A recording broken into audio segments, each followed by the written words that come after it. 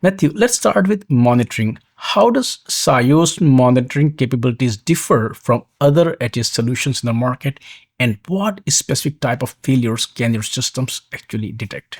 Right. And this is a really important question to ask because you want to understand exactly what value you're getting from the solutions you've chosen, the providers you've chosen to work with versus what else might be available in the market.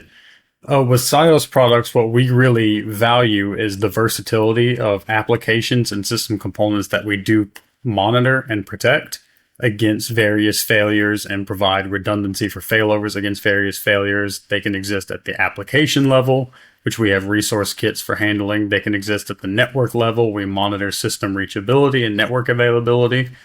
They can happen at the storage level. We provide both monitoring of the availability of the storage as well as replication of the data on that storage across nodes for consistent access.